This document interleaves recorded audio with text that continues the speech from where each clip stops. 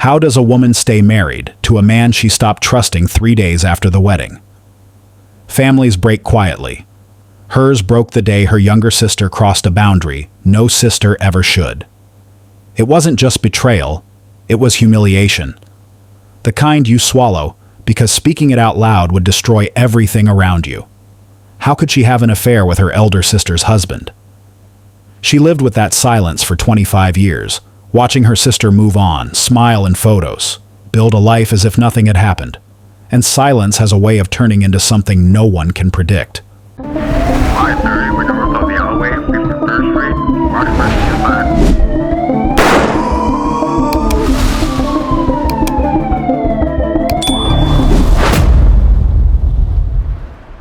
To understand what happened in that hospital room, we must first understand the house where it all began. The Carter family settled in Cascade Heights, Atlanta, in 1974. James Edward Carter had worked his way up from factory floor to floor manager at a packaging plant, and his wife, Dorothy May, was a nurse who worked double shifts at Grady Memorial Hospital, while raising 5 children in a 3-bedroom house that always smelled of collard greens and determination. They had 5 children, 3 sons and 2 daughters. The sons would become a surgeon, a lawyer, and an engineer. But this story is about the daughters, Evelyn Denise, born in 1975, and Danielle Simone, born 3 years later. 2 girls raised in the same house, loved by the same parents, fed from the same pot. 2 girls who should have been each other's closest allies. 2 girls who instead became something else entirely. Evelyn was what families called the responsible one. She was studious, obedient, fiercely protective of her siblings. While other children played, Evelyn helped her mother prepare meals. She excelled at Frederick Douglass High School and earned a full scholarship to Spelman College. Her father adored her with quiet respect. She was the child he never had to worry about. But there was something else about Evelyn that people noticed. She was observant in a way that made them uncomfortable. She watched. She listened. She remembered everything. A childhood friend named Yolanda Mitchell would later describe her as someone who collected information the way other people collected stamps. If Evelyn was the responsible one, Danielle was the one who glittered. She was born with beauty that made strangers stop and stare. Her smile could light up rooms. And from the moment she could walk, she understood that the world would bend to accommodate her. Danielle was not unintelligent, but she learned early that intelligence was not her greatest asset. Why study for hours when a well-timed smile could achieve the same result? Their mother favored Danielle openly. Not because she loved Evelyn less, but because Danielle demanded attention in ways Evelyn never did. Evelyn was the steady flame. Danielle was the firework. And everyone knows which one draws the crowd. The first true conflict came during Evelyn's senior year of high school. She had been dating Terrence Williams, a quiet, studious boy headed to Morehouse College. Danielle was 15 when she showed up at Terrence's house wearing a dress that belonged to Evelyn, sitting too close to him on the porch, touching his arm while laughing too loudly. Terrence asked her to leave, but something had shifted. Evelyn saw everything from a neighbor's kitchen window. 2 weeks later, she ended the relationship without ever telling Terrence what she had observed. But she remembered. Over the next 5 years, a pattern emerged. Every significant relationship in Evelyn's life attracted Danielle's attention. When Evelyn befriended Patricia Howard at Spelman, Danielle visited and monopolized Patricia's attention until the friendship dissolved. When Evelyn was promoted at her accounting firm, Danielle applied for a receptionist position at the same company, flirted with every male colleague, then quit after 6 weeks. When Evelyn bought a modest Honda Civic with 3 years of savings, Danielle convinced their father to co-sign a loan for a BMW she could never afford. Evelyn observed all of this. She cataloged it. She filed it away in a mental ledger that grew thicker each year. But she never confronted her sister. She never complained to her parents. Because Evelyn was learning something about herself, something that would serve her well in the decades to come. She was learning the value of patience. If this story resonates with you, if you have ever smiled at someone who hurt you, carried a secret so heavy it bent your spine, then you understand why this matters. Subscribe so you do not miss what happens next. Share this with someone who needs to know that patience is not weakness, and silence is not surrender. Because Evelyn's story is far from over, and the lesson she will teach her husband and her sister is one none of them will ever forget. To understand the betrayal, we must understand the man who committed it. Mark Jerome Washington was built for deception, piece by piece, year by year, until lying became as natural to him as breathing. The Washington family arrived in Houston, Texas in 1968. Raymond Washington Sr. built an empire, a chain of convenience stores serving the community. His wife Lorraine raised their 4 sons with ambition that left no room for ordinary achievement.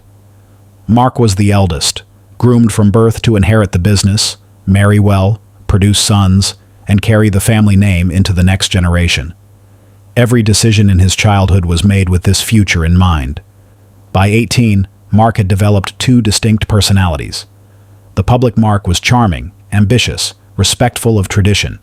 He graduated with honors from Prairie View A&M University, earned an MBA from Rice, and expanded the family business from 3 stores to 12. But there was another Mark, a private Mark that emerged only in shadows. This Mark resented the expectations placed on his shoulders. This Mark believed that rules applied to everyone except himself. This Mark decided that, since he had sacrificed so much for the family name, he was entitled to take whatever he wanted in private. His first affair came at 23. A cashier named Keisha Patterson, 19 years old, working at one of his father's stores. The relationship lasted 4 months. When Keisha mentioned the future, Mark ended it with $5,000 in cash and a letter of recommendation for a job across town. She took both and never spoke of him again. Mark learned important lessons. Consequences could be managed. Silence could be purchased.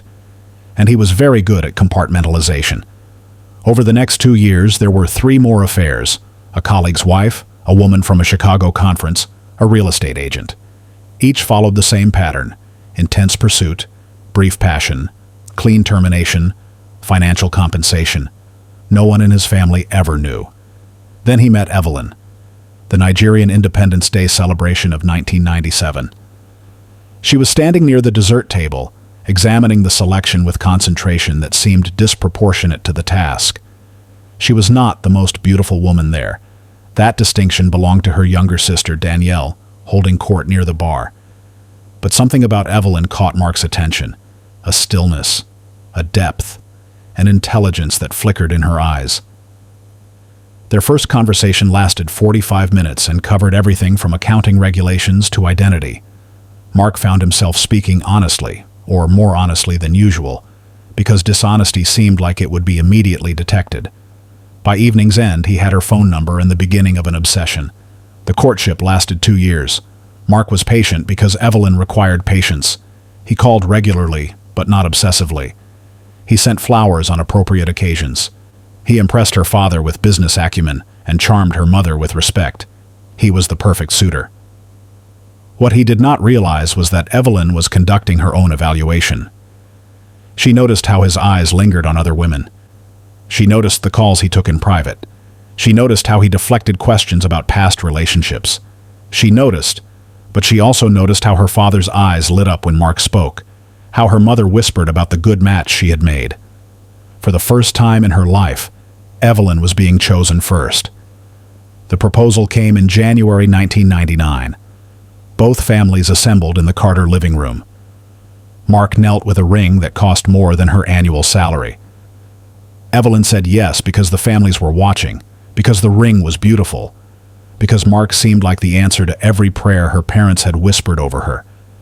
And in the corner of the engagement party, nursing champagne she had taken without asking, Danielle watched her sister receive attention that should have been hers. She had seen how Mark looked at her when no one was watching. She knew what that look meant. Evelyn might have the ring, but Danielle would have Mark, eventually, when the time was right. When you meet someone new, how long before you trust them completely? And what would it take to destroy that trust forever? The wedding of Mark Jerome Washington and Evelyn Denise Carter was designed to be unforgettable. 3 days of celebration spanning 2 cities, 2 traditions, and 2 families whose futures were now permanently intertwined. It would cost more than most people earn in a year. And it would end in a betrayal so complete that Evelyn would spend the next 25 years planning her revenge. Day 1 began on Saturday, March 20th, 1999, at the Carter family home in Cascade Heights. Over 200 guests filled the backyard, which had been transformed into a riot of green, white, and gold decorations. Evelyn wore an elegant emerald green dress, embroidered with gold thread that caught the afternoon sunlight. She looked, everyone agreed, like a queen. Mark arrived with his family dressed in complementary green and gold.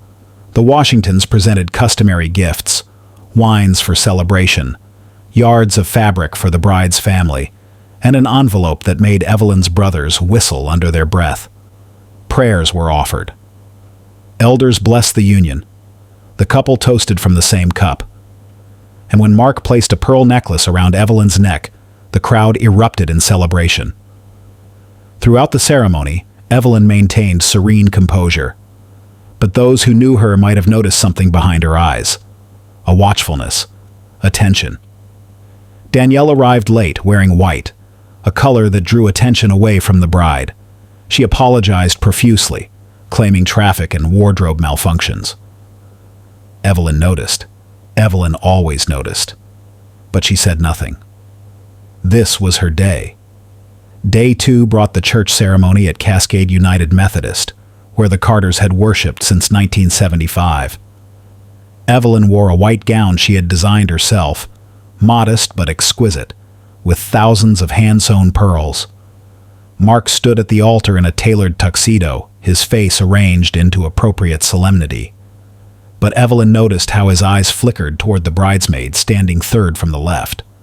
Danielle had insisted on being in the wedding party.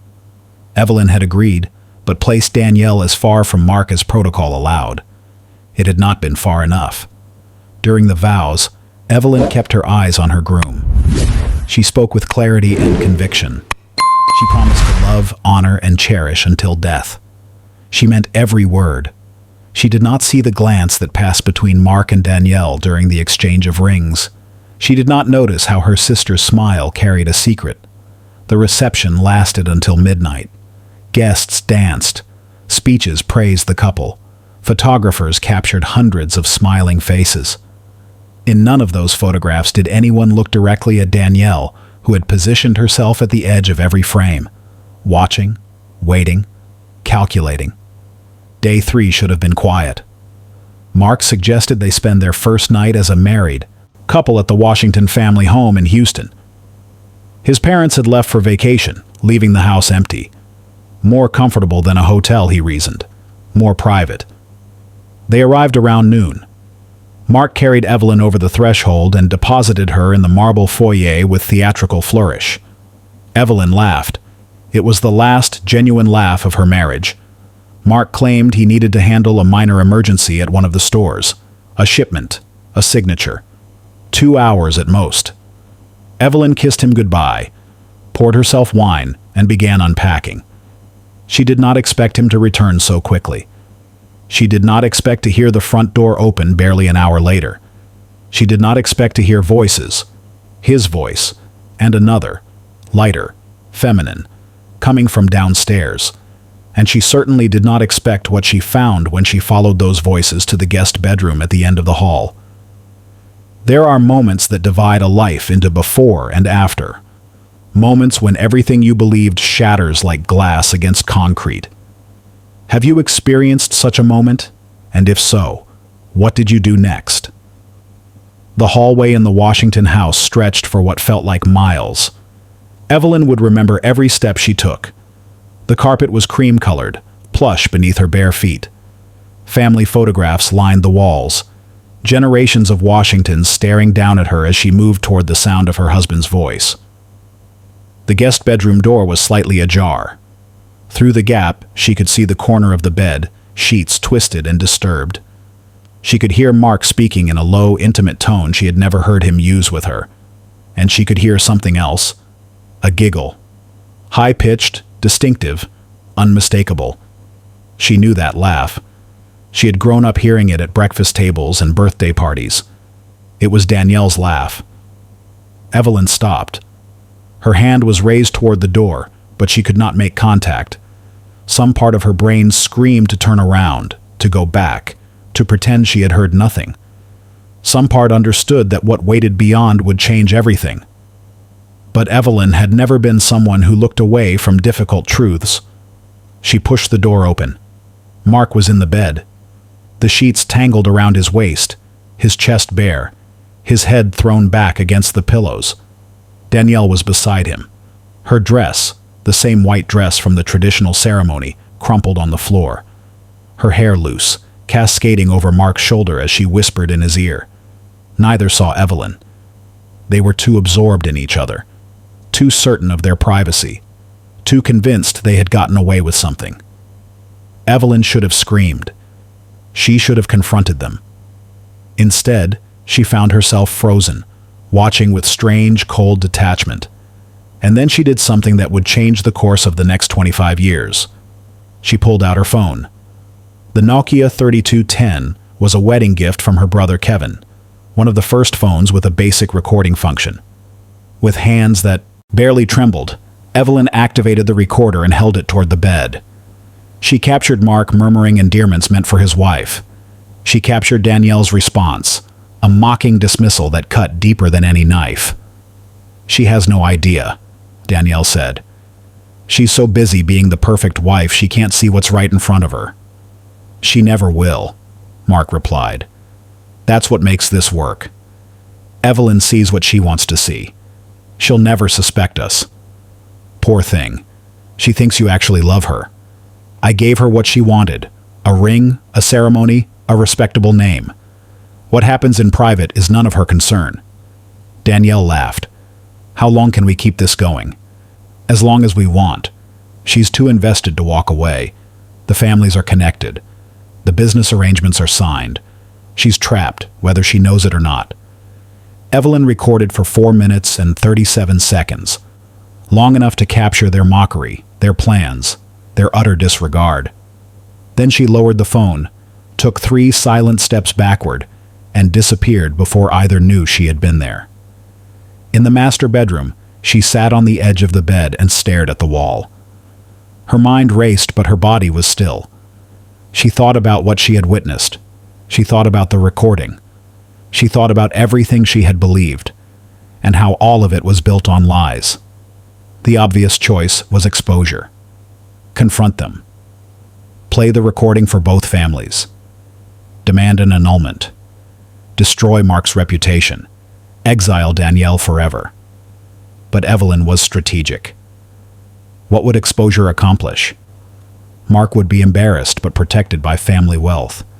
Danielle would cry and apologize and eventually be forgiven, because that was what always happened with Danielle. And Evelyn would be the victim, the betrayed wife, the woman who could not keep her husband satisfied for 72 hours. She would be pitied, and Evelyn had spent her entire life refusing to be pitied. No, exposure was not the answer. Not yet. By the time Mark returned, freshly showered, carrying guilt-offering roses, Evelyn had made her choice. She would not confront him. She would not reveal what she knew. She would stay in this marriage, play the devoted wife, let Mark believe he had fooled her, let Danielle believe she had won, and she would wait. "I'm sorry I took so long," Mark said.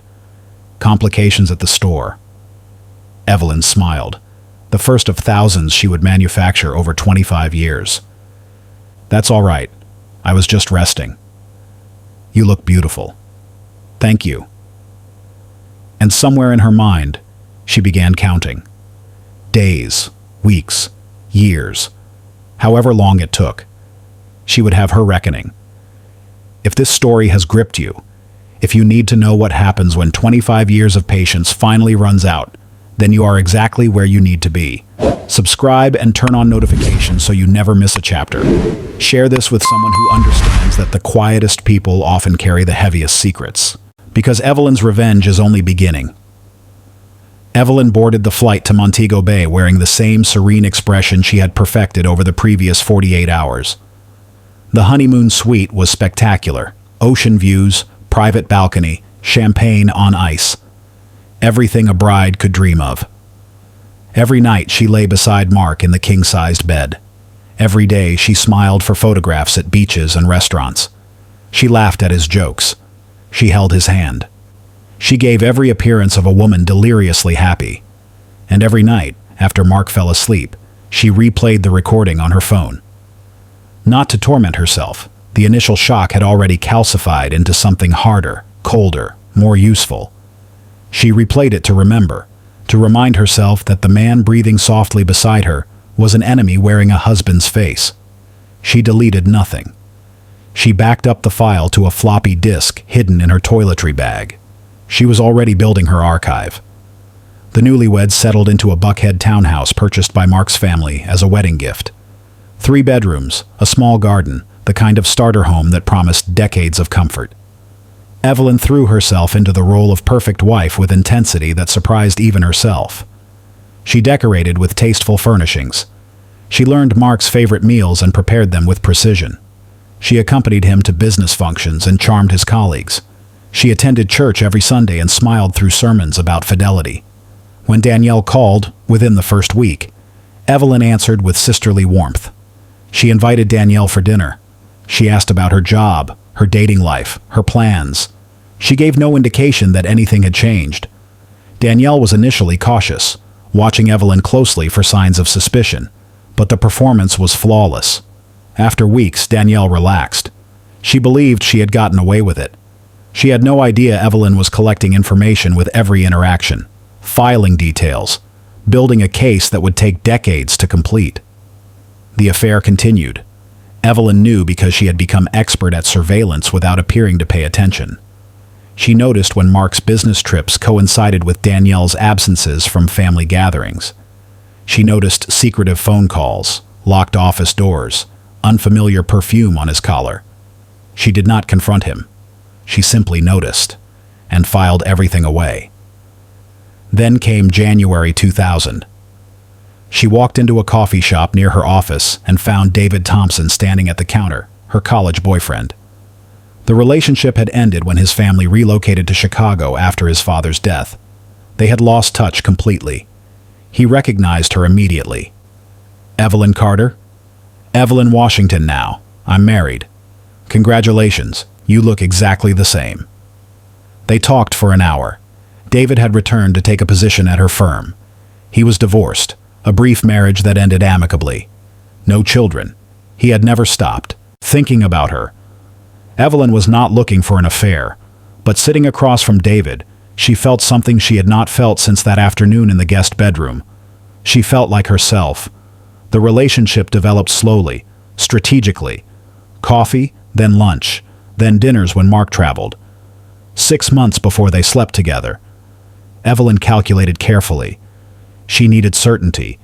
She needed trust. She needed to know she was choosing this for the right reasons.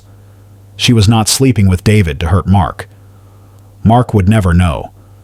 She was doing this because she needed something entirely her own. A secret that belonged only to her. A relationship built on honesty instead of lies. David knew she was unhappily married. He accepted limitations without demanding explanations. He was patient where Mark was impulsive, honest where Mark was calculating.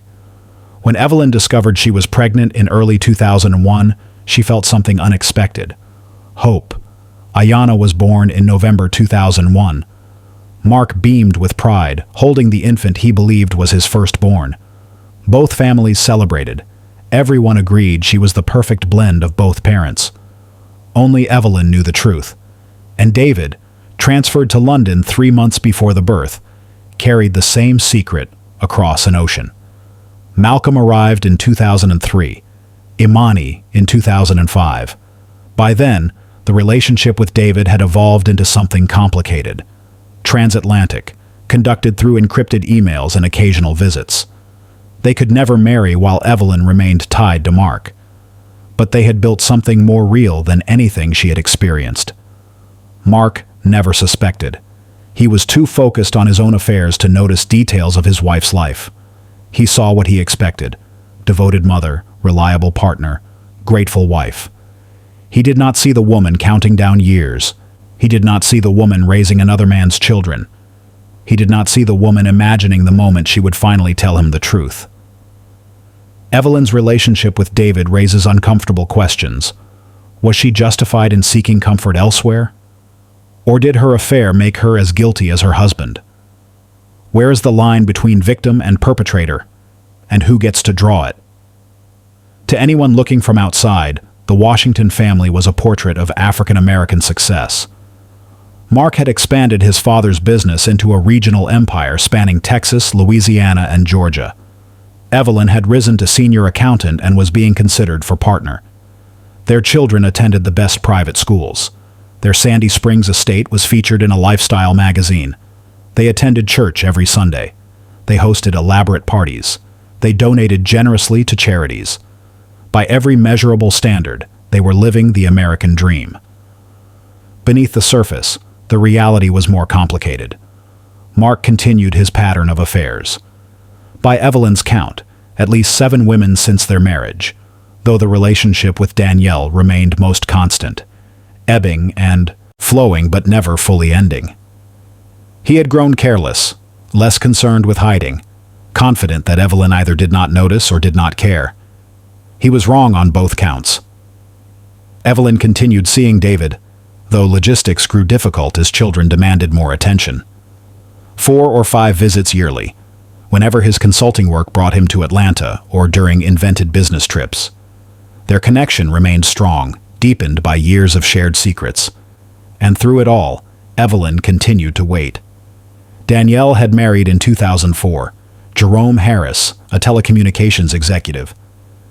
The marriage produced 2 children and provided Danielle with everything she craved: large house, luxury SUV, country club membership, social status. Jerome seemed genuinely in love, showering her with gifts, overlooking spending habits, apparently oblivious to her continued involvement with Mark. The sisters maintained their relationship, or rather, Evelyn maintained it. Family gatherings, birthday cards, occasional lunches. To observers, they seemed close enough. Only Evelyn knew every interaction was performance, every smile manufactured, every embrace an act of supreme self-control. The 1999 recording remained saved on multiple devices, backed up to cloud storage as technology evolved, preserved like a time capsule waiting to be opened. Ayanna, Malcolm, and Imani grew into remarkable young people. Each carried traits reminding Evelyn of David, rather than Mark. Ayanna had David's quiet intelligence. Malcolm had his height and athletic build. Imani had his infectious laugh. Mark saw none of this. He saw children bearing his name, carrying his legacy, proving his success as a man. He was not particularly involved in their upbringing. Business always took priority. But he took pride in their achievements as if they were extensions of himself. The children adored their mother. They respected their father. They had no idea their family was built on deception stretching back before their births. David remained a phantom presence, an old family friend appearing occasionally at celebrations, never quite explained, never quite questioned. Evelyn watched her children grow and felt something unexpected. Peace, not happiness, that seemed beyond reach, but settled contentment. She had built something real, something belonging to her rather than Mark or the Washington name. Whatever happened next, she would always have this. Then came March 2015. Mark had always taken health for granted. Wealthy enough for the best doctors, but rarely bothering with preventive care. He believed himself strong, invincible. Rules for lesser men did not apply. The first symptoms appeared early that year: fatigue that would not lift, unexplained weight loss, persistent cough that antibiotics could not clear. By the time he consented to examination, cancer had spread from lungs to liver to bones. The prognosis: 18 months, perhaps 2 years with aggressive treatment. But the outcome was never in doubt. Mark Jerome Washington was going to die. When doctors delivered this news, Evelyn sat beside her husband and held his hand. She made appropriate sounds of distress. She asked intelligent questions about treatment options. She performed devoted wife with expertise developed over 16 years. and somewhere in her mind she began recalculating. She had always imagined revenge as something distant, a confrontation years or decades away, when children were grown and the marriage had run its course. She had not planned for this. She had not planned for the universe to accelerate her timeline. But looking at Mark, this man who had betrayed her, mocked her, lived a lie at her expense, she felt something unexpected rise in her chest. Anticipation. If this story has you questioning everything you thought you knew about patience, revenge, and the price of silence, you are not alone. Subscribe now so you do not miss the moment 25 years of waiting finally comes to an end. Share this with someone who needs to understand that the quiet ones are always watching. Because Evelyn's revenge is only beginning. Mark fought the cancer with the same stubborn aggression he applied to everything in his life. Chemotherapy, radiation, experimental treatments available only to those with significant resources. He refused to accept the diagnosis. He refused to prepare for death. He refused to acknowledge that his body was betraying him in the way he had betrayed so many others. Evelyn played her role throughout. She accompanied him to appointments. She managed medications. She coordinated care with nurses and hospice workers. She was the picture of wifely devotion, so much so that medical staff often commented on how fortunate Mark was to have such a supportive partner. They had no idea what she was supporting. During these years, Evelyn made practical preparations.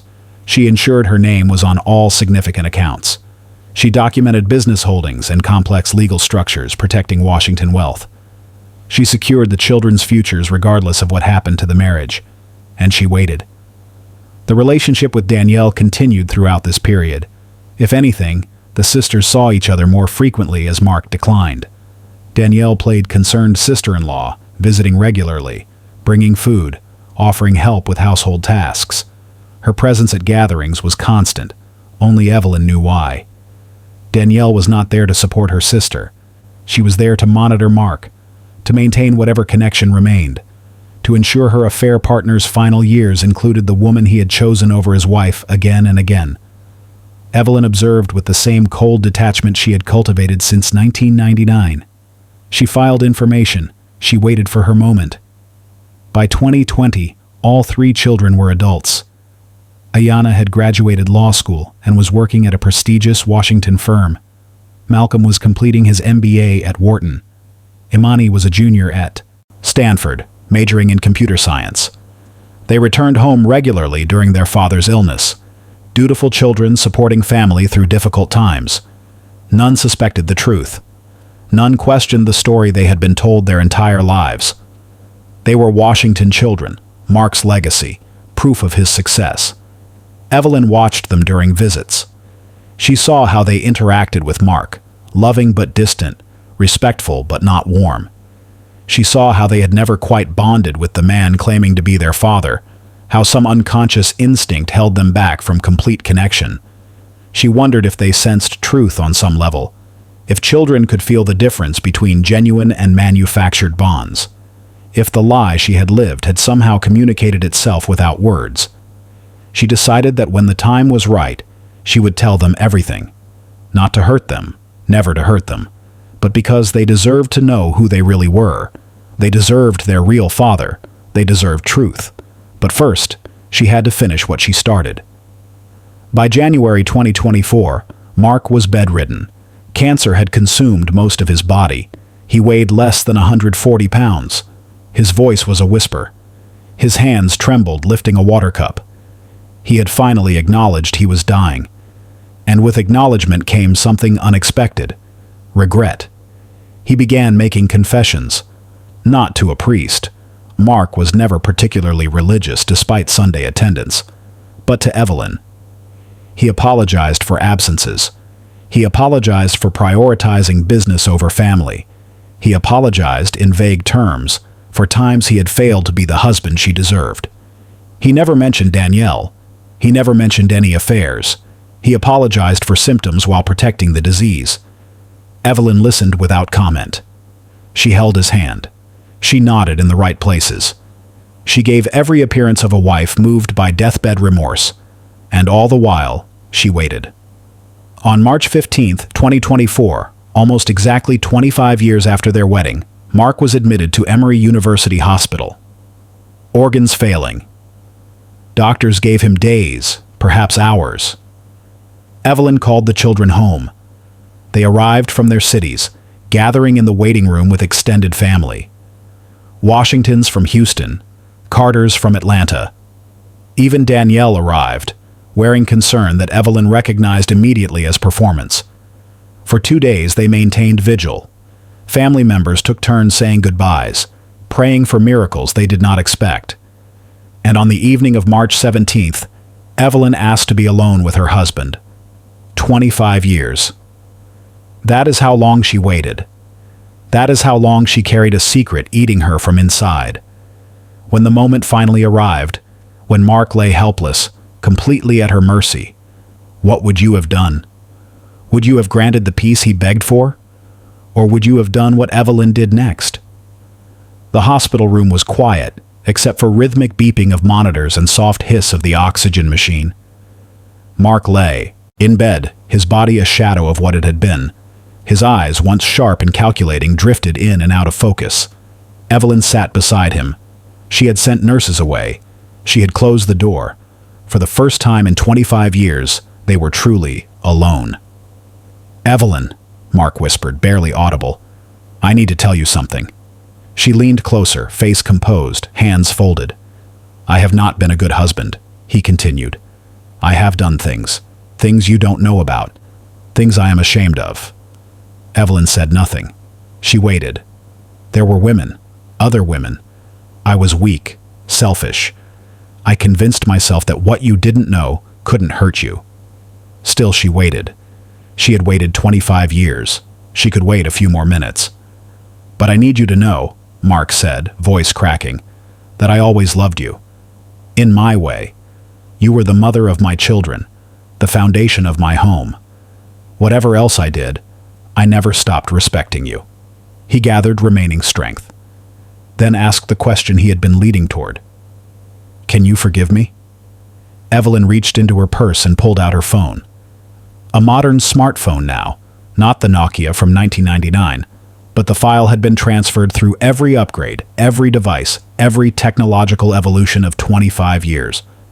"Before I answer," she said, calm and measured, "I need you to listen to something." She pressed play. The audio was grainy, 1999 recording technology, but voices were unmistakable. Mark 25 years younger, Danielle high and mocking, and the content was devastating. "She has no idea. She's so busy being the perfect wife she can't see what's right in front of her. She never will. That's what makes this work. Poor thing. She thinks you actually love her." Mark's eyes went wide.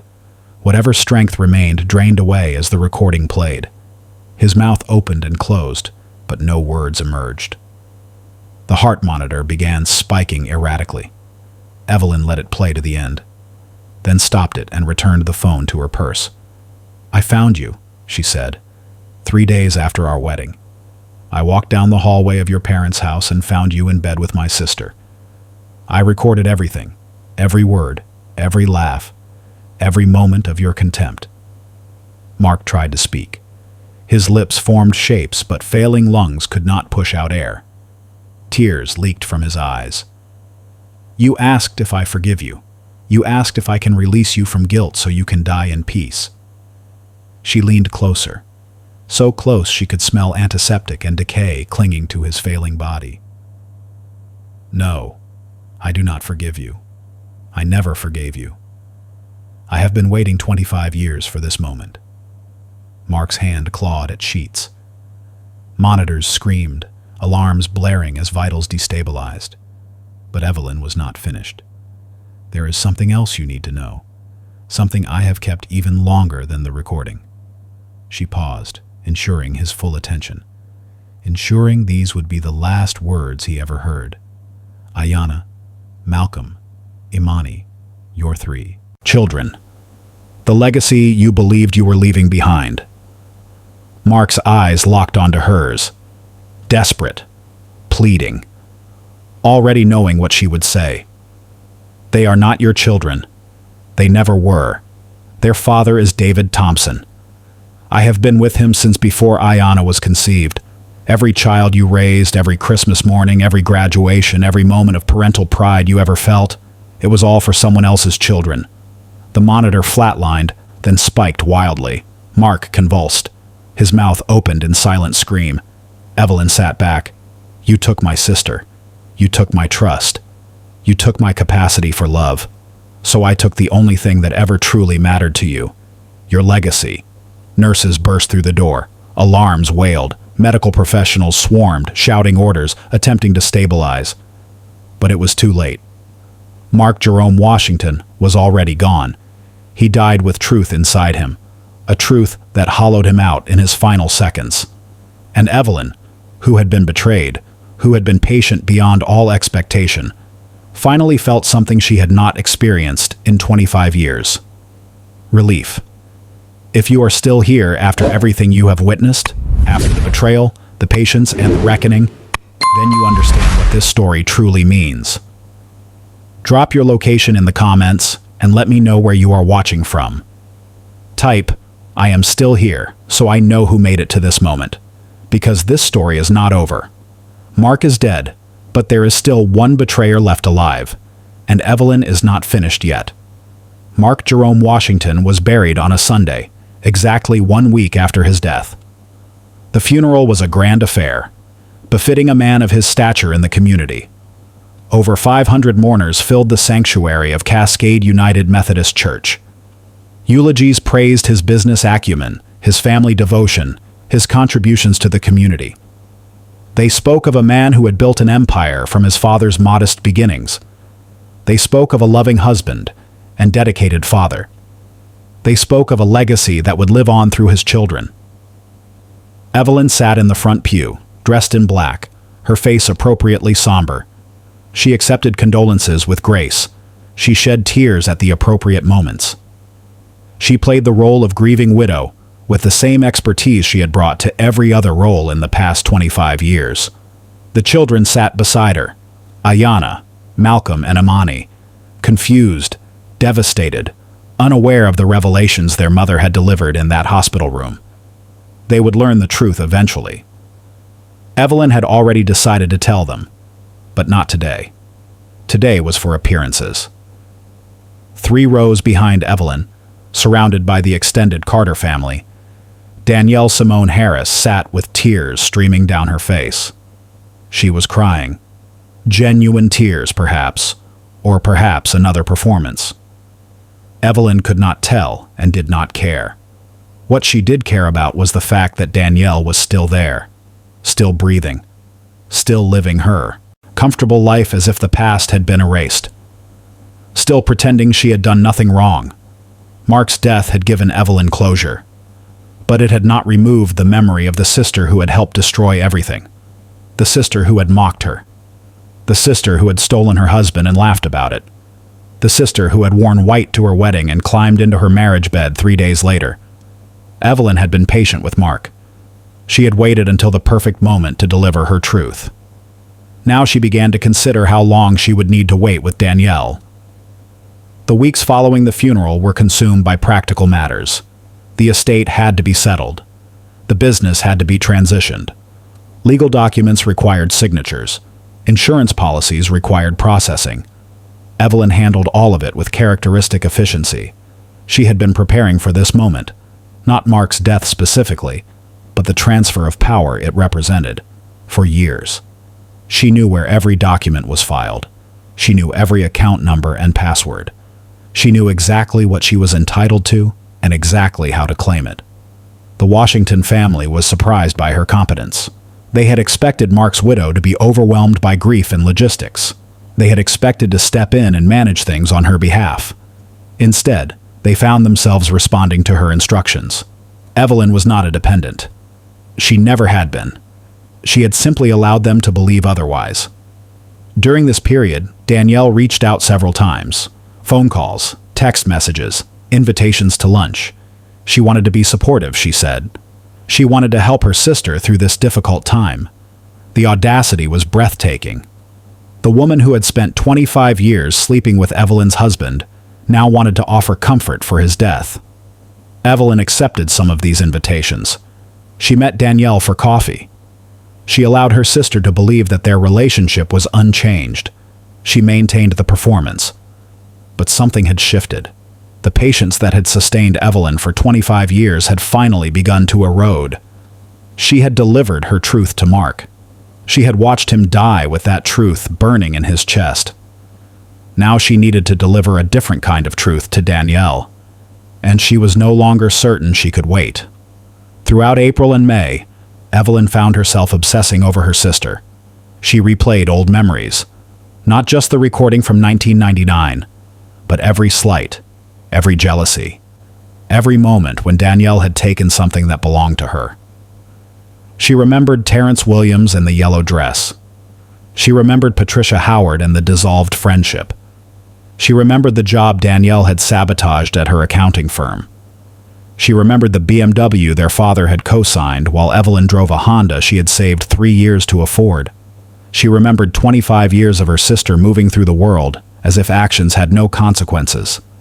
As if cruelty was something to be laughed off. As if betrayal was simply a game to be won. Evelyn had spent decades controlling her emotions. She had built walls around her heart so thick that not even Mark's death could breach them. But Danielle was different. Danielle was not just a betrayer. Danielle was the person who had taught Evelyn that family could not be trusted. That love was a vulnerability. That the only person she could rely on was herself. Danielle had not just stolen a husband. She had stolen a sister, and Evelyn was no longer certain she could forgive that. She would never forgive that. The recording from 1999 played on a loop in her mind. She heard Danielle's voice, high and mocking, dismissing her as pathetic. She heard the laughter. She heard the contempt. And she felt something building in her chest that she had suppressed for a quarter of a century. Something that demanded release. Something that would not be satisfied with patience any longer. Grief does strange things to the human mind. It removes filters. It exposes truths we have hidden even from ourselves. Evelyn had spent 25 years managing her emotions with surgical precision. But now, with Mark gone, and the primary focus of her patience removed, something else was rising to the surface. Something she had suppressed even longer than her rage at her husband. What happens when a lifetime of controlled anger finally breaks free? And is there any way to predict where it will lead? The confrontation happened on a Saturday afternoon, in Danielle's living room. It was not planned. At least, not in the way Evelyn's revenge against Mark had been planned. There was no careful timing, no strategic calculations, no decades-long preparation. There was only a phone call. Danielle had invited Evelyn to her home to discuss something about their mother's upcoming birthday celebration. Dorothy Mae Carter was turning 75 in July, and the family was planning a party. A simple conversation between sisters. Nothing unusual. Nothing that should have led to tragedy. Evelyn arrived at 2 in the afternoon. Danielle offered tea. They sat in the living room, a tastefully decorated space filled with family photographs and expensive furniture. Jerome was out golfing.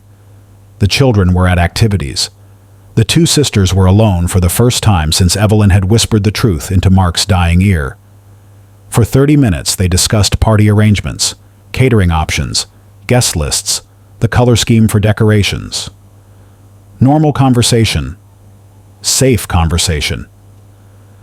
Evelyn watched her sister move through the discussion with the same easy confidence she had always possessed. Danielle smiled. She laughed. She made suggestions about cake flavors and flower arrangements as if she were simply a loving daughter planning a celebration for her mother. As if she had not spent 25 years betraying the woman sitting across from her. As if she had not mocked Evelyn in that guest bedroom while tangled in sheets with Evelyn's husband. As if she had not stolen everything that mattered and then shown up at the funeral pretending to grieve. Something inside Evelyn snapped. She reached into her purse and pulled out her phone. "Before we finalize anything," she said, her voice calm, "there is something I need to share with you." Danielle looked up from the notepad where she had been scribbling menu options. "What do you mean?" Evelyn pressed play. The same grainy audio that had played in Mark's hospital room now filled Danielle's living room. The same voices, younger, crueler, more careless, emerged from the phone's speaker. Danielle's face went pale. Her hand rose to her mouth. Her eyes went wide with recognition. She has no idea. She's so busy being the perfect wife she can't even see what's right in front of her. She never will. That's what makes this work. Poor thing. She thinks you actually love her. Evelyn let the recording play to the end. Then she stopped it and returned the phone to her purse. I recorded it, she said. 3 days after my wedding, I walked into that guest bedroom and I saw everything. I heard everything. I recorded everything. Danielle was silent. Her hands were shaking. I have known for 25 years, Evelyn continued. Every time you smiled at me, every time you pretended to be my sister, every time you held my children and played the loving aunt. I knew. I always knew. What Evelyn expected was remorse, shame, perhaps even begging for forgiveness. She expected the kind of emotional collapse that had been denied to her in 1999, the acknowledgement of wrongdoing, the recognition of harm, the attempt to repair what had been broken. What she got was something else entirely. Danielle's face shifted. The initial shock faded, replaced by something harder, something defiant. She set down the notepad and looked directly at her sister. That was 25 years ago, Evelyn. 25 years. You really want to bring this up now? After all this time? Evelyn felt something cold settle in her chest. You do not seem surprised. I'm not surprised you found out, Danielle said. Mark always said you were too smart not to figure it out eventually. I'm surprised you waited this long to say anything. Mark always said? Evelyn repeated. You discussed this with him? Of course we discussed it. We discussed everything. That was the point, Evelyn. That was always the point.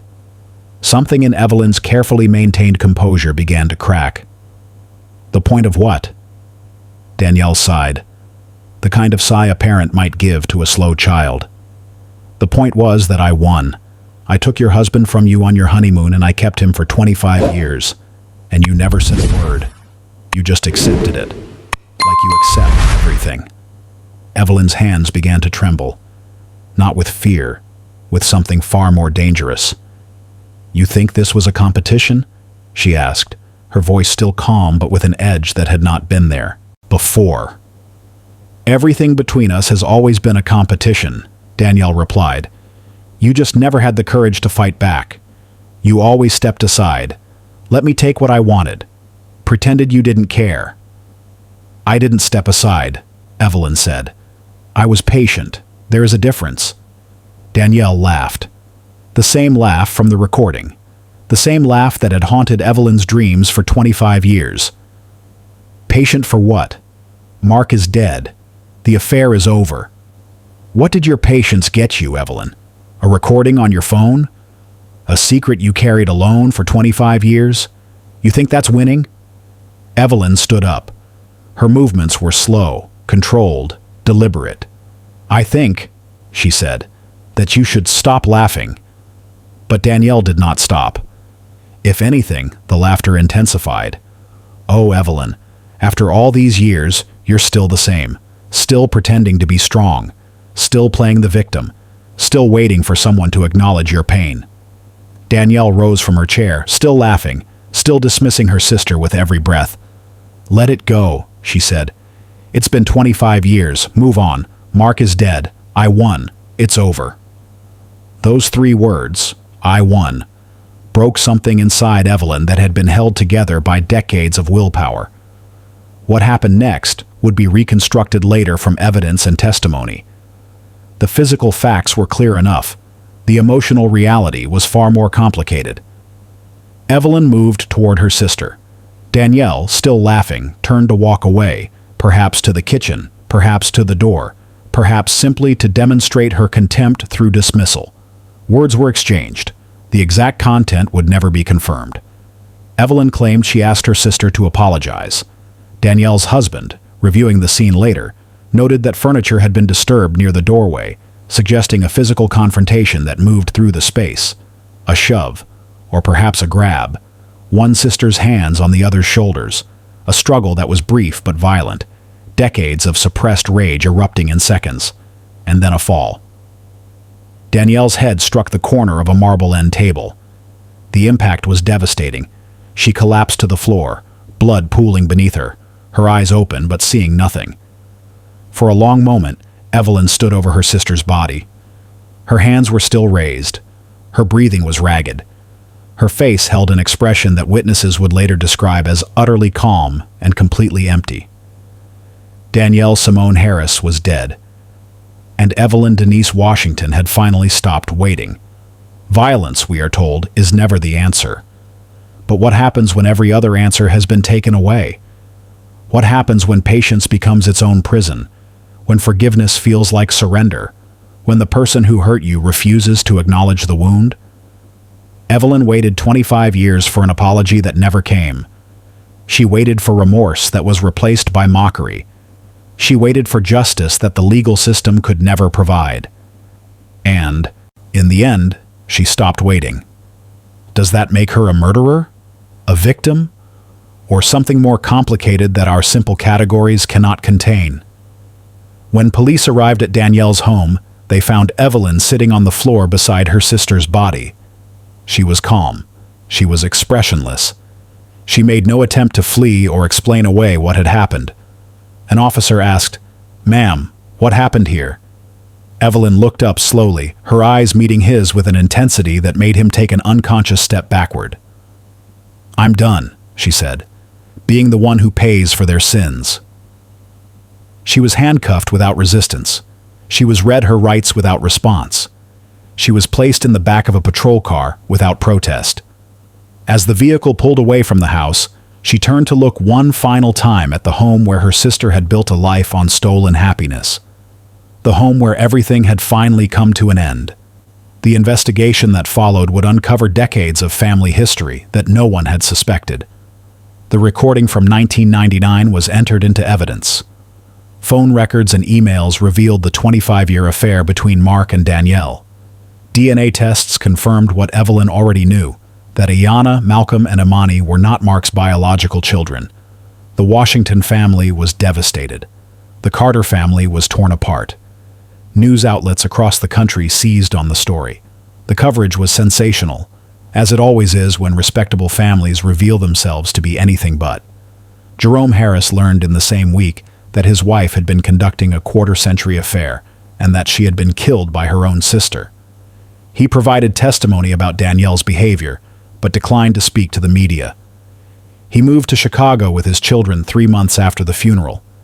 The extended family fractured along lines no one had anticipated. Some sided with Evelyn, arguing that her actions were understandable given what she had endured. Others condemned her as a murderer who had hidden her rage until it became deadly. Family gatherings became impossible.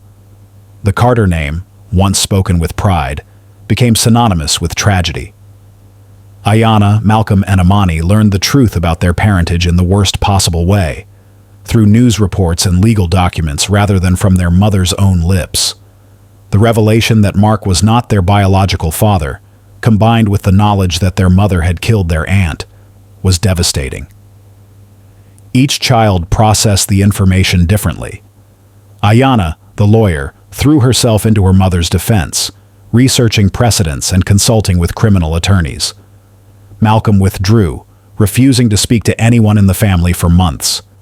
Imani, the youngest, the one who had always been closest to her mother, visited Evelyn in jail every week, determined to understand rather than judge. David Thompson emerged from the shadows at last. He had known about the case from the news coverage, but had waited for Evelyn's permission before contacting the children. When that permission came, he met each of them individually. Careful, tentative reunions that began the slow process of building relationships that should have been formed decades earlier. The children would spend years processing what they had learned. Their entire lives had been built on foundations they did not know existed. Their identity as Washington descendants had been replaced by a more complicated truth. Their mother, the woman they had always seen as gentle and composed, had been hiding a darkness they never suspected. Evelyn was charged with second-degree murder. Her defense argued that the killing was not premeditated, that she had gone to her sister's home to confront her about the affair, not to harm her. They argued that years of psychological trauma had left her unable to control her response when Danielle dismissed her pain. They argued for voluntary manslaughter. The prosecution argued otherwise. They presented the recording from 1999 as evidence of a quarter-century grudge. They pointed to Evelyn's confession to Mark on his deathbed as proof that she was capable of calculated cruelty. They argued that she had been planning some form of revenge for years and had finally acted when the opportunity presented itself. The trial lasted 6 weeks. Both families testified. Evidence was presented that exposed the full scope of the betrayal, the affair, the mockery, the decades of deception. The jury was asked to determine not just what Evelyn had done, but why she had done it. They were asked to draw lines between understandable rage and unforgivable violence. In the end, they convicted her of voluntary manslaughter rather than murder. The jury foreman would later explain that while Evelyn's actions could not be excused, they could, to some extent, be understood. 25 years of suppressed pain had finally broken free. The result was tragedy, but it was not cold-blooded murder. Evelyn was sentenced to 12 years in prison with the possibility of parole after 8. The judge, in delivering the sentence, acknowledged the complexity of the case. What happened here was the result of wounds that were allowed to fester for decades. The defendant was betrayed in ways that would test any person's capacity for forgiveness. But that betrayal does not excuse what she did. A woman is dead. A family is destroyed. And regardless of what led us here, someone must answer for that. Evelyn accepted the sentence without visible emotion. She was transferred to a state correctional facility the following week. She would be eligible for parole in 2032, at the age of 57.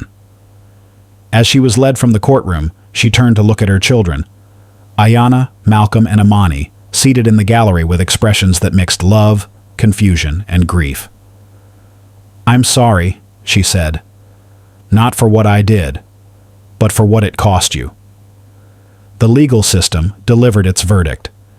Evelyn was found guilty of manslaughter and sentenced to prison. But was justice truly served? She killed a woman, her own sister, and for that she will pay with years of her life. But Danielle participated in a betrayal that lasted a quarter-century, that destroyed a marriage before it began, that made a mockery of sisterhood and family. And Mark, the man who started it all, died with truth in his ears, but faced no earthly consequence. Who, in this story, received justice, and who escaped it? From her cell, Evelyn began to write. Letters to her children. Letters to David. Letters that attempted to explain what she had never been able to say aloud. The weight of carrying a secret for 25 years. The slow erosion of her capacity for forgiveness. The moment when everything she had held together finally fell apart. Some letters were answered. Some were not. The process of rebuilding relationships is slow and uncertain, especially when the person at the center is behind bars, separated from the people she loves by both walls and consequences. Ayanna visits monthly. She is working with a team of attorneys to file appeals based on psychological trauma and diminished capacity. The appeals will likely fail, but the work gives her purpose. Malcolm has not visited since the trial. He sends short emails occasionally, updates about his career, his engagement, his efforts to build a life separate from the family drama that consumed his youth. He does not say whether he forgives his mother. Perhaps he does not know. Imani visits most frequently. She brings books and photographs and stories from the outside world. She has developed a relationship with David, her biological father, and sometimes shares his messages with Evelyn. There is healing in this connection, though it comes too late to undo what has been done. Evelyn Denise Washington will be eligible for parole in 2032. If granted, she will emerge into a world dramatically different from the one she left. Her children will be in their 30s and 40s. David will be approaching 70. The family she knew will have reconfigured itself in her absence, filling the space where she used to be with new relationships and old resentments. She will carry the weight of what she did for the rest of her life. The legal system assigned a number to her punishment, 12 years, but the true cost is incalculable. A sister is dead. A family is shattered. And Evelyn must live with the knowledge that her revenge, however understandable, ultimately consumed her as completely as the betrayal that inspired it. Was it worth it? That is the question that will follow her through every remaining day of her life. That is the question she will never be able to answer. And that is the question we leave with you. 25 years. That is how long Evelyn Washington waited. That is how long she carried a secret that burned inside her chest. That is how long she planned a revenge that would ultimately destroy not just her betrayers, but herself. Some will say she was justified, that the people who hurt her deserved what they received, that Mark died knowing his legacy was a lie, and Danielle died knowing her victory was hollow. Others will say that Evelyn became the thing she hated, that her patience curdled into obsession, that she sacrificed her own humanity on the altar of revenge. The truth, as always, lies somewhere between these extremes. Evelyn Washington was a woman who was betrayed in the cruelest way imaginable, by her husband and her sister on the third day of her marriage. She responded not with immediate rage, but with patience that bordered on pathology. She built a life around a lie. She raised children who belonged to another man. She smiled at people who had mocked her and embraced a sister who had stolen her happiness. And when the moment finally came, when 25 years of suppressed pain finally erupted, she crossed a line that can never be uncrossed. Was she a victim? Yes. Was she a villain? Also yes. Was she human? Undeniably. This is the story of Evelyn Washington, a woman who learned that betrayal is not something you survive once and move past. It is something you carry, something that shapes you, something that, if you are not careful, consumes you entirely. Most betrayals last seconds. Hers lasted 25 years. And in the end, it destroyed everyone it touched. If this story has moved you, if it made you think about patience, betrayal, and the price of silence, then it has done what it was meant to do. Subscribe to this channel and turn on notifications so you never miss a story that matters. Share this with someone who needs to hear it. And if you want to support content that refuses to look away from difficult truths, join our membership today. Because stories like Evelyn's deserve to be told, and the people who tell them deserve your support. Thank you for watching. Now I want to hear from you. Which story do you want me to cover next? Drop it in the comments below. Subscribe and hit that notification bell so you never miss a story. Share this with someone who needs to hear it. And remember, the quiet ones are always watching. Until next time.